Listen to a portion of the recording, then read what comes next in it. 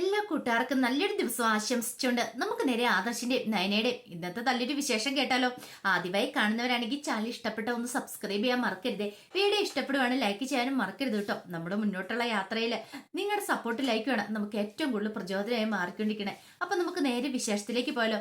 അങ്ങനെ ഇന്നത്തെ വിശേഷത്തില് ആദർശിനോട് ദേവേനെ ചോദിക്കണം, സത്യം പറയടാ, അവൾക്ക് അതിന് മാത്രം സ്വർണം കൊടുക്കാൻ മാത്രം അവൾ എന്ത് കാര്യം ചെയ്തേന്ന് ചോദിക്കുക. ഇത് കേട്ടപ്പോ ആദർശ് പറഞ്ഞു, അത് പിന്നെ അമ്മയ്ക്ക് അറിയാവുന്ന കാര്യമല്ലേ. കമ്പനിക്ക് വേണ്ടിയിട്ട് അവൾ ഡിസൈൻ വരച്ചു കൊടുത്ത വകയിൽ എത്ര കോടി രൂപയുടെ ലാഭം ഉണ്ടായത് അതമ്മയ്ക്ക് അറിയാലോ. അപ്പൊ അത് വെച്ച് നോക്കുമ്പോ ഈ കൊടുത്ത സ്വർണ്ണമൊന്നും അതിന്റെ ഒരു അംശം പോലും ആത്തില്ലെന്ന് പറയാം. ഓഹോ, അപ്പൊ നീയും കൂടെ പറഞ്ഞിട്ടാണ് നിന്റെ മുത്തശ്ശി ആ സ്വർണ്ണമൊക്കെ അവൾക്ക് കൊണ്ടേ കൊടുത്തല്ലേന്ന് ചോദിക്കാം. ഇത് കേട്ടപ്പോ ആദർശ് പറഞ്ഞു, അത് ഞാൻ പറയേണ്ട കാര്യമൊന്നുമില്ല. മുത്തശ്ശനും മുത്തശ്ശി ഓരോന്ന് കണ്ടറിയുകയും ചെയ്യുന്ന ആൾക്കാരാ. ഇനിയിപ്പം അമ്മ വെറുതെ തെറ്റിദ്ധരിക്കൊന്നും വേണ്ട എന്നെ എന്നും പറഞ്ഞ് ആദർശ് പുറത്തേക്ക് ഇറങ്ങി പോവാം. ആദർശിനറിയാം ഇനി അവിടെ നിന്നിട്ടുണ്ടെങ്കിൽ ദേവയാനി ഇങ്ങനെ ഓരോന്നോരോന്ന് കുത്തി കുത്തി പറഞ്ഞുകൊണ്ടിരിക്കും. വെറുതെ എന്തിനാ അവിടെ നിന്നിട്ട് മനുഷ്യന്റെ ഉള്ള സമാധാനത്തോടെ കളയുന്നേ എന്ന് കരുതി ആദർശ് പുറത്തേക്ക് വരിക. ആ സമയം അനന്തപുരിയിലെ മൂർത്തി മുത്തശ്ശനും മുത്തശ്ശിയും കൂടെ സംസാരിച്ചുകൊണ്ടിരിക്കുക. മുത്തശ്ശനോട് പറഞ്ഞു, അതെ, ഇത്രയായിട്ട് ഇപ്പോഴും അത് കണ്ടില്ലേ, ആ ഗോവിന്ദൻ അവിടെ ജോലി ചെയ്തുകൊണ്ടിരിക്കണേ. പ്രതിമകൾ ഇപ്പോഴും ഉണ്ടാക്കുന്ന ജോലിയുണ്ട്. ഇനിയിപ്പൊ അത് വേണോ? 2 അറ്റാക്കൊക്കെ കഴിഞ്ഞ ആളല്ലേ എന്ന് ചോദിക്കുക.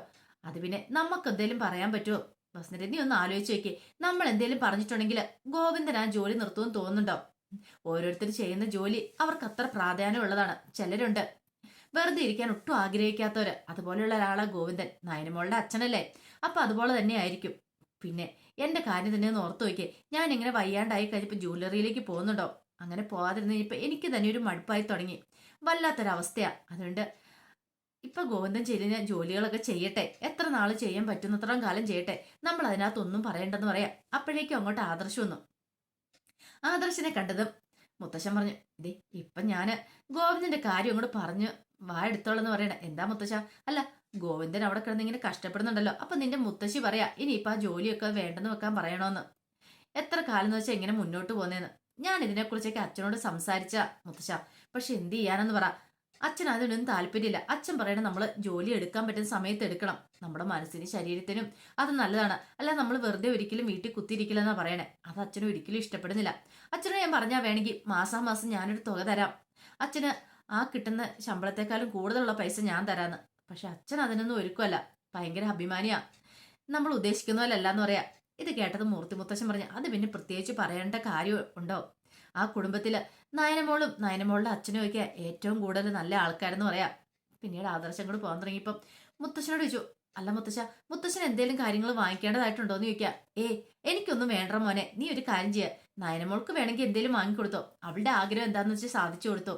ഇനിയിപ്പം അവളെ വേണം നീ കാര്യമായിട്ട് നോക്കാനായിട്ട്. അല്ലെങ്കിലും ഈ സമയത്ത് അവളെ ഇങ്ങോട്ട് കൂട്ടിക്കൊണ്ട് വരേണ്ടതായിരുന്നു. കരൾ സംബന്ധമായ അസുഖം മൂലം ദേവേനയും നയനമോളും ഇപ്പം ഒരേപോലെ അവർക്ക് പരിചരണം വേണ്ടല്ലേ. രണ്ടും കൂടി ഇവിടെ വന്ന് നിൽക്കുവാണെങ്കിൽ രണ്ടുപേരെ ഒരേപോലെ നോക്കാവുന്നല്ലേ ഉള്ളൂ. പക്ഷെ ദേവേനയുടെ സ്വഭാവം വെച്ച് നയനമോൾ ഇപ്പൊ കൂട്ടിക്കൊണ്ടു വരാൻ പറ്റില്ലല്ലോ എന്ന് പറയണം. ഇത് കേട്ടപ്പോ ആദർശ് പറഞ്ഞു, അത് ശരിയാ മുത്തശ്ശൻ പറഞ്ഞേ, കൂട്ടിക്കൊണ്ടുവരാൻ പറ്റില്ല. പക്ഷെ ഞാൻ മലയ്ക്ക് പോയതിന് വന്നതിന് ശേഷം അവളെ കൂട്ടിക്കൊണ്ട് വരാന്നോ ആലോചിച്ചിരിക്കണേ. ഇത് മുത്തശ്ശൻ പറഞ്ഞു, അത് ശരിയാ, മകരവിളക്ക് കഴിഞ്ഞ സമയത്ത് കൂട്ടിക്കൊണ്ടു വരുന്നത് നല്ലതാ. പിന്നീട് ആദർശ് അങ്ങോട്ടേക്ക് പോവാണ്.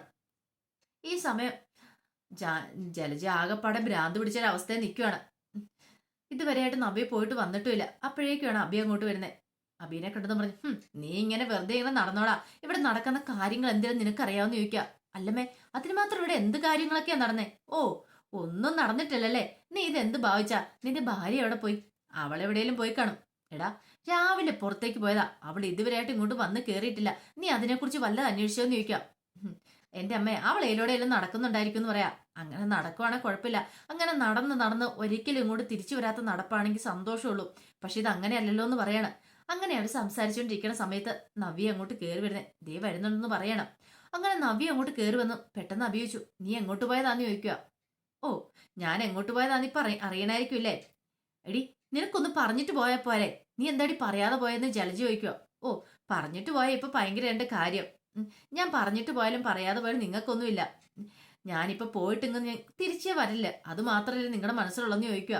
ഇത് കേട്ടപ്പോ ജലജ ഓർത്തു, തന്റെ മനസ്സിലുള്ള കാര്യം എങ്ങനെ ഇവളറിഞ്ഞ, എത്ര കൃത്യമായിട്ട് ഇവളാ കാര്യങ്ങളൊക്കെ പറയണേന്ന് പറയാം.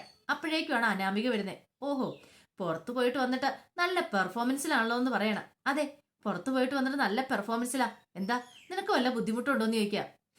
നിന്റെ അനിയത്തി ഇത് ലക്ഷങ്ങളുടെ സ്വർണം കൊണ്ടുപോയി, നിനക്ക് എന്തേലും കിട്ടിയോ? ഓ, ഇനിയിപ്പം അത് കൂടി ചോദിക്കാൻ വേണ്ടി പോയതായിരിക്കും അല്ലേന്ന് ചോദിക്കാം. അതെ, അത് ചോദിക്കാൻ വേണ്ടി തന്നെ പോയതാ. നിനക്ക് എന്തേലും കുഴപ്പമുണ്ടാവും. എന്റെ അനിയത്തിക്ക് കൊടുത്ത സ്വർണ്ണമല്ലേ, അത് കൂടി ഞാൻ പാതി ചോദിക്കാൻ വേണ്ടി പോയതാന്ന് പറയാം. ഇത് കേട്ടതും അനാമിക ചോദിച്ചു, നിനക്ക് നാണം ഉണ്ടോടിന്ന് ചോദിക്കാം. എന്തിനാ? ഞാൻ എന്തിനാ നാണിക്കണേ? എടി, നീയും നിന്റെ വീട്ടുകാരൻ കണക്കാ. നിന്റെ അമ്മയെന്ന് പറയുന്നുണ്ടല്ലോ, വലിയ വലിയ കുടുംബത്തിലെ പെൺമക്കളെ കെട്ടിച്ചു വിടണമെന്നും പറഞ്ഞുകൊണ്ട് കാണിച്ച കുതന്ത്രത്തിന്റെ ബലവാ നീ നിന്റെ അനിയത്തേക്ക് ഈ വീട്ടിൽ കയറിയിരിക്കുന്നത്. നാണമുള്ള സ്ത്രീയാണ് അവരിങ്ങനെ ചെയ്യുമോന്ന് ചോദിക്കാം. അതെ, എന്റെ വീട്ടുകാർക്ക് ഇച്ചിരി നാണക്കുറവാ. അതിനേക്കാളും തറ ഫാമിലി അല്ലേ നിന്റേത്. എന്നിട്ട് നീ വലിയ വീരവാദം മുഴക്കാൻ എന്റെ അടുത്തേക്ക് വരുന്നോടിന്ന് ചോദിച്ച് നവ്യ അനാമയോട് തിരിച്ചു ചോദിക്കാം. അനാമി ഒരിക്കലും പ്രതീക്ഷിച്ച കാര്യമല്ലത്. പെട്ടെന്ന് അനാമയുടെ മുഖത്തൊരു ചമ്മലൊക്കെ വന്നു. ഈ സമയം അഭി ചോദിച്ചു, നീ എന്തൊക്കെയാടി പറയണേ? നിന്റെ നാക്കെല്ലാം ലൈസൻസ് ഇല്ലേന്ന് ചോദിക്കാം. പെട്ടെന്ന് തന്നെ ജലജയൻ പറഞ്ഞു, എന്റെ മോനെ, ഇവളുടെയൊക്കെ സംസാരം കേട്ടോ, എന്ത് മോശമായ ഭാഷയല്ലേ ഇവളൊക്കെ സംസാരിക്കുന്നത്. ഓ, നിങ്ങൾ പിന്നെ അങ്ങോട്ട് പുണ്യവതിയാണല്ലോ, നിങ്ങളുടെ വായിന്ന് മുത്തല്ലേ പൊഴിയുള്ളൂ. എന്നെ കൊണ്ട് കൂടുതലൊന്നും പറയിപ്പിക്കരുത് എന്റെ അമ്മായിമ്മ. ഞാൻ എന്തേലും പറഞ്ഞിട്ടുണ്ടെങ്കിൽ നിങ്ങൾ ഇവിടുന്ന് നെട്ടോട്ടം ഓണ്ട വരുമെന്ന് പറയാം. പിന്നീട് ജലജയൊന്നും മിണ്ടിയില്ല. ഈ സമയം അനാമിക പറഞ്ഞു, എന്നാലും നിനക്ക് നാണം ഉണ്ടെങ്കിൽ നീ അങ്ങോട്ട് പോവാം. അവിടെ പോയിട്ട് നീ സ്വർണം ചോദിക്കുമെന്ന് ചോദിക്കും. എനിക്ക് നാണമില്ലെന്ന് ഞാൻ പറഞ്ഞല്ലോ. ഇനിയിപ്പം ഞാൻ സ്വർണം വാങ്ങിച്ചോണ്ട് വന്നാൽ നിനക്ക് എന്തേലും കുഴപ്പമുണ്ടോ? എനിക്കൊരു കുഴപ്പമൊന്നുമില്ല. പക്ഷെ ഉണ്ടല്ലോ, നിന്റെ അനിയത്തി ആള് കേമിയാണ്. ഇവിടെയുള്ള എല്ലാരും കയ്യിലെടുത്തിട്ട് ആ സ്വർണ്ണമൊക്കെ വാങ്ങിച്ചെടുത്തില്ലേന്ന് പറയാം. അതെ, എന്റെ അനിയത്തിക്ക് എന്നോട് കഴിവുണ്ട്. ഇനി അവള് വാങ്ങും. ഇത് മാത്രല്ല, ഇത് കൂടുതൽ അവള് സ്വർണം മേടിച്ചു നിൽക്കും. നിനക്ക് എന്തെങ്കിലും നഷ്ടമുണ്ടോ? നിനക്ക് കഴിവുണ്ടെങ്കിൽ നീ മേടിച്ചെടുക്ക അനാമികയെ. നീ വെറുതെ എന്തിനാ പറയണെന്ന് ചോദിക്കും. അഭി പറഞ്ഞു, ദേ, ഒരക്ഷരം പോലും നീ ഇനി മിണ്ടല്ലെന്ന് പറയാണ്. പിന്നെ ഞാൻ മിണ്ടല്ലെന്ന് അത് അഭിയാണോ തീരുമാനിക്കുന്നത്? ഞാൻ മിണ്ടറോ വേണ്ടെന്ന് ഞാൻ തന്നെ തീരുമാനിക്കും. നിന്റെ അനിയത്തിന്റെ അടുത്ത് സ്വർണം മേടിക്കാൻ പോയിട്ട് എന്തായി? കിട്ടിയോന്ന് ചോദിക്കുകയാണ്. കൊട്ടപ്പണി സ്വർണം ഇങ്ങോട്ട്. അതെ, കിട്ടേണ്ട സമയത്തൊക്കെ കിട്ടും. അല്ലെങ്കിലും അവൾക്ക് ആ സ്വർണം കൊടുത്താൽ എനിക്കൊരു കുഴപ്പമില്ല. ഞാൻ ചോദിച്ചാൽ അവളത് എനിക്ക് തരുകയും ചെയ്യും. അവൾക്ക് എന്നെ അത്രമാത്രം ഇഷ്ടമാണ്. പക്ഷെ ഞാൻ അത് ചോദിക്കാനൊന്നും പോകുന്നില്ല. എനിക്കതിന്റെ ആവശ്യമില്ലെന്ന് പറയാം. ഇവൾക്ക് നാണമില്ലാത്തതുകൊണ്ട് ഇവൾക്ക് അനിയത്തിക്ക് നാണമില്ല. അല്ലെങ്കിൽ അവൾ ആ സ്വർണം കൈ നീട്ടി വാങ്ങുമെന്ന് ചോദിക്കാം. ഇത് കേട്ടതും നവി പറഞ്ഞു, ആണോ? നാണമില്ലാത്തവരാണോ സ്വർണം കൈ നീട്ടി വാങ്ങുന്നേ? അങ്ങനെയാണെങ്കിൽ നീയല്ല ആദ്യം സ്വർണം കൈ നീട്ടി വാങ്ങിയത്. നയനയുടെ അമ്മായിമ്മ സ്വർണം നിനക്ക് തന്നു കഴിഞ്ഞപ്പോഴത്തേനും നീ കൈയും കൊണ്ടല്ല, പകരം നീ കാലും കൊണ്ടാണോ അനാമിക സ്വർണം വാങ്ങിയെന്ന് ചോദിക്കാം. ഇത് കേട്ടൻ ജലജ പറഞ്ഞു, നീ എന്താ നവ്യ ഇങ്ങനെയൊക്കെ പറയണേ? ഇത്ര മോശ സ്വഭാവത്തിൽ പെരുമാറുന്നേ. എന്നോട് എങ്ങനെയാണോ പെരുമാറുന്നേ അങ്ങനെയുള്ള പെരുമാറ്റമായിരിക്കും എനിക്ക് തിരിച്ച്. അല്ലാതെ കൂടുതൽ ആരെ സ്നേഹിച്ച് ഒലിപ്പിച്ച് നടക്കേണ്ട സ്വഭാവമൊന്നും എനിക്കില്ലാന്ന് പറയാം. ഇവൾ എന്നോട് എങ്ങനെ പെരുമാറുന്നോ അതുപോലെ തന്നെ ഞാൻ തിരിച്ചും പെരുമാറുള്ളൂ. പിന്നെ നിനക്കൊരു മനസ്സിലൊരു ആഗ്രഹമുണ്ട്, എന്നെ എന്റെ അനിയത്തിനെ ഇവിടുന്ന് പടിയടിച്ച് പിണ്ടം വെക്കണമെന്ന്. അതൊരിക്കലും നടക്കാൻ പോകുന്നില്ല അനാമികയെ. അതിന് വെച്ച വെള്ളം അങ്ങോട്ട് വാങ്ങി വെച്ചാരെ. എന്നെ ഇവിടുന്ന് ഇറക്കി വിടാന്നുള്ള മോഹം ഉണ്ടെങ്കിൽ അതൊരിക്കലും നടക്കാൻ പോകുന്നില്ലെന്ന് പറയാം. ഇത് കേട്ട് കഴിഞ്ഞപ്പം അബിയുടെ നേരെ നോക്കിയിട്ട് അവള് അനാമിക പറഞ്ഞു, കണ്ടില്ലേ ഇവള് പറയണേ? അബിയേട്ടന്റെ കൈക്ക് എല്ലില്ലാഞ്ഞിട്ടാ, അല്ലെങ്കിൽ ഇവൾ ഇങ്ങനെ ഒന്ന് പറയുമെന്ന് ചോദിക്കാം. ഇത് കേട്ടപ്പം നബി പറഞ്ഞു, അത് തന്നെ എനിക്കും പറയാനുള്ളേ. അനിയുടെ കൈക്ക് എല്ലില്ലാഞ്ഞിട്ട് അനി ഒരു പാവം ആയതുകൊണ്ട് ഇപ്പോഴും നീ ഇവിടെ നിൽക്കുന്നു. ഇത് കേട്ടത് അനാമി പറഞ്ഞു, പിന്നെ പാവമായതുകൊണ്ട് അനി എന്നെ വന്ന് വിളിച്ചോണ്ടാ ഞാൻ ഇങ്ങോട്ട് രണ്ടാമത് തിരിച്ചു വന്നേ. അല്ലെങ്കിൽ ഞാൻ ഒരു കാരണവശാലും വരത്തില്ലായിരുന്നു പറയാം. നീ വീട്ടിലേക്ക് പോയിട്ടുണ്ടെങ്കിൽ നിന്നെ വിളിക്കാനായിട്ട് നിന്റെ ഭർത്താവ് വരുമോന്ന് ചോദിക്കാം. ഇത് കേട്ടത് അബിയെ നോക്കിയിട്ട് നബി പറഞ്ഞു, ഇല്ല വരത്തില്ല. എന്റെ ഭർത്താവിന്റെ സ്വഭാവം അങ്ങനെയുള്ള സ്വഭാവം എനിക്കറിയാം. എനിക്ക് വരത്തില്ല എന്ന് ഉറപ്പുണ്ടെന്ന് പറയാം. പക്ഷേങ്കില് എന്നെ എന്റെ അനിയത്തെ ഇവിടുന്ന് അടിച്ചിറക്കാൻ ആരും വിചാരിക്കണ്ട. അതിനുള്ള വെച്ച വെള്ളം അങ്ങോട്ട് വാങ്ങി വെച്ചാരേ. ഒരിക്കലും അത് നടക്കാൻ പോകുന്നില്ല. വെറുതെ ദിവാസ്വപ്നം കാണണ്ട എന്നും പറഞ്ഞോണ്ട് നവി അങ്ങോട്ട് കയറിപ്പോവാ. മുഖത്തടിയേറ്റ പോലെയായിപ്പോയി അനാമികയ്ക്ക്. അനാമിക ജലജയോടും അബിയോടുമായിട്ട് പറഞ്ഞു, കേട്ടില്ല അവള് പറഞ്ഞിട്ട് പോയത്? മനുഷ്യനെ നാണം കെടുത്താൻ വേണ്ടിയിട്ട് എനിക്ക് ഇങ്ങോട്ട് വരുന്ന തന്നെ ഇഷ്ടമില്ലായിരുന്നു. ഇതൊക്കെ കൊണ്ടാ ഞാൻ ഇങ്ങോട്ട് വരുന്നില്ല എന്ന് പറഞ്ഞ് അച്ഛനും അമ്മ നിർബന്ധിച്ചെന്നെ വിട്ടാ എന്ന് പറഞ്ഞോട്ട് ദേഷ്യപ്പെട്ട് അങ്ങോട്ട് കയറി പോവാ. ജലജ പറഞ്ഞു, എടാ അബി, അവളുടെ നാവടച്ചില്ലെങ്കിൽ അത് നിനക്ക് തന്നെ ദോഷം ചെയ്യൂട്ടോ. അവൾ നിനക്ക് പുല്ല് വിലയല്ലേ തന്നിരിക്കുന്നേ എന്ന് പറയണം. അബി പറഞ്ഞു, ഞാൻ എന്ത് ചെയ്യാനാന്ന് ചോദിക്കുക. നീ ഇങ്ങനെ പഴം പിഴുങ്ങിയതുപോലെ നിന്നിട്ടാടാ അവള് നിന്റെ തലയിൽ കയറി നിരങ്ങനെന്നൊക്കെ പറയണം. പിന്നീട് അനാമിക കട്ടക്കൽപ്പിനെ അങ്ങോട്ട് ചെല്ലുമ്പോഴാണ് അനി താഴേക്കും കൂടെ ഇറങ്ങി വരുന്നുണ്ട്. അനിയെ കണ്ടതും അനിയുടെ അടുത്തേക്ക് ചെന്നു. അപ്പൊ നവ്യയോടുള്ള ദേഷ്യം മൊത്തം അനിയുടെ ദേഹത്തേക്ക് തീർക്കാനായിട്ട് അങ്ങോട്ട് പോരുകോഴിയെ പോലെ അങ്ങോട്ട് ചെല്ലുവാണ് അനാമിക എന്നിട്ട് അനിയോട് ചോദിച്ചു, എടാ നീ ഒരാണാണോ? നിനക്ക് നാണമില്ലേടാ ഇങ്ങനെയെന്ന് ചോദിക്കുക. നിനക്ക് ഇപ്പോഴും സംശയമാണോ ഞാൻ ആണാണെന്ന്? ആ തെളിയിച്ച് തരണോന്ന് ചോദിക്കുക. ഇത് കേട്ട് കഴിഞ്ഞപ്പോഴത്തേനും അനാമിക്ക് നല്ല ദേഷ്യം വന്നു. അനാമിക പറഞ്ഞു, എടാ നിന്റെ അനീത്തി ഉണ്ടല്ലോ, നിന്റെ അനീത്തിയല്ല നിന്റെ ഏട്ടത്തിയമ്മ, അവൾക്ക് കിലോ കണക്കിന് സ്വർണ്ണം അവിടുന്ന് മുത്തശ്ശനും കൊണ്ടേ കൊടുത്തേ. എന്നിട്ടോ ഒരു തരി സ്വർണ്ണമെങ്കിലും എനിക്ക് തന്നോടാന്ന് ചോദിക്കും. ഉം. അതെ, നിന്റെ കയ്യിലിരിപ്പുണ്ടാന്ന് പറയും. എന്റെ കയ്യിലിരിപ്പ് എന്താ? ഞാൻ ഈ വീട്ടിലെ മരുമോള് തന്നെയല്ലേ, ഇളയ മരുമോളല്ലേ, അപ്പൊ അതിന്റെ പ്രാധാന്യം എനിക്ക് തരണ്ടേന്ന് ചോദിക്കും. അത് തരണമെന്ന് അവർക്കൂടെ തോന്നണം. ഉം. എടാ, ഇതിന് മാത്രം സ്വർണം കൊണ്ടേ കൊടുക്കാനായിട്ട് നിന്റെ ഏട്ടത്തിയമ്മ എന്താടാ മലമറിച്ചെന്ന് ചോദിക്കാം. അതെ, എന്റെ ഏട്ടത്തിയമ്മ മലമറിച്ചുകൊണ്ട് തന്നെ അവർക്ക് കൊണ്ടേ കൊടുത്തേ. ഇത്ര അല്ല, ഇനിയിപ്പൊ ചിലപ്പം കിലോ കണക്കിന് സ്വർണം കൊണ്ടേ കൊടുത്തെന്നിരിക്കും. അതിപ്പം മുത്തശ്ശനും മുത്തശ്ശിയോ അല്ലെങ്കിൽ ഞാനോ ആദർശനോ ആരെങ്കിലും കൊണ്ടേ കൊടുത്തെന്നിരിക്കും. എടാ, അതിന് മാത്രം എന്താടാ ഇപ്പൊ കൊടുക്കാനായിട്ട് അവൾക്ക് ഇരിക്കണേ എന്താന്ന് ചോദിക്കുക. എനിക്കില്ലാത്ത എന്താടാ അവൾക്കുള്ളേന്ന് ചോദിക്കുക. അതെന്താന്ന് മനസ്സിലായില്ലേ? സ്നേഹം. നിനക്കില്ലാത്ത സാധനം നയനടുത്തേക്കുണ്ട്. അത് ഇനിയും മനസ്സിലാക്കാതെ പോയി നീയാന്ന് പറയാം. ഓ, നിനക്കിട്ടേം വെച്ചിട്ടുണ്ടാന്ന് അനാമിക പറയാ. ഇത് കേട്ടത് അനി പറഞ്ഞു, നീ എന്ത് ചെയ്യും? നിനക്ക് അത്ര വലിയ ഉരുക്കുവാണ്, നീ ഒരു കാര്യം ചെയ്യുക, ഇറങ്ങിപ്പോയിക്കോളാൻ പറയണം. ഓഹോ, അപ്പൊ എന്നെ ഇവിടെ നിന്ന് ഇറക്കി വിടാനാ നിന്റെ ഉദ്ദേശമല്ലേ? അതൊരിക്കലും നടക്കാൻ പോകുന്നില്ലടാന്ന് പറയാ. നീ എന്നെ വന്ന് വിളിച്ചോണ്ട് വന്നിട്ടില്ല ഞാൻ ഇങ്ങോട്ട് വന്നേ. അത് പിന്നെ വിളിച്ചോണ്ട് വന്നതിന് പ്രത്യേക കാരണം ഉണ്ടല്ലോ. വല്യമ്മയാണെങ്കിലും മുത്തശ്ശനും മുത്തശ്ശിയൊക്കെയാണല്ലോ പറഞ്ഞുകൊണ്ട് മാത്ര, അല്ല നിന്നെ കൂട്ടിക്കൊണ്ട് വരാൻ എനിക്കൊരു താല്പര്യമില്ലായിരുന്നു. ഞാനിതിന് നിന്നെ കൂട്ടിക്കൊണ്ട് വരുന്നേ വെറുതെ. വേറെ പണിയൊന്നുമില്ലേ, കൂട്ടിക്കൊണ്ട് വന്നിട്ടും വലിയ പ്രത്യേകിച്ച് വിശേഷമൊന്നും ഇല്ലോ. ഇതിനേക്കാളും നീ നിന്റെ വീട്ടിൽ നിൽക്കുന്ന, എനിക്ക് സ്വസ്ഥത സമാധാനത്തോടെ അവിടെ കഴിയുമെങ്കിലും ചെയ്യാന്ന് പറയാം. ഓഹോ, അപ്പൊ നിനക്ക് അത്രയ്ക്ക് അഹങ്കാരം അല്ലേന്ന് ചോദിക്കും. എടി, ഇതിന് അഹങ്കാരം എന്നല്ല പറയണേ. പിന്നെ നയനടുത്തെ കുറ്റപ്പെടുത്താനോ പറയാനോ നീ ഒരിക്കലും ആളല്ല. നയനടുത്തിന്റെ 7 അയൽക്കത്ത് പോലും പോലുള്ള അർഹത യോഗ്യതയൊന്നും നിനക്കില്ലാന്ന് പറയണം. ഇത് കേട്ടത് അനാമി പറഞ്ഞു, അതറിയാടാ എനിക്ക്. നീയും ഈ പറയുന്ന ആദർശനോ ഈ കുടുംബത്തിലുള്ള ആണുങ്ങളെല്ലാം അവൾക്ക് ഒത്താശ പാടിക്കൊണ്ട് നടക്കുവാന്ന് എനിക്കറിയാം. പക്ഷെ എന്തിനാന്ന് എനിക്കറിയില്ല എന്ന് പറയാണ്.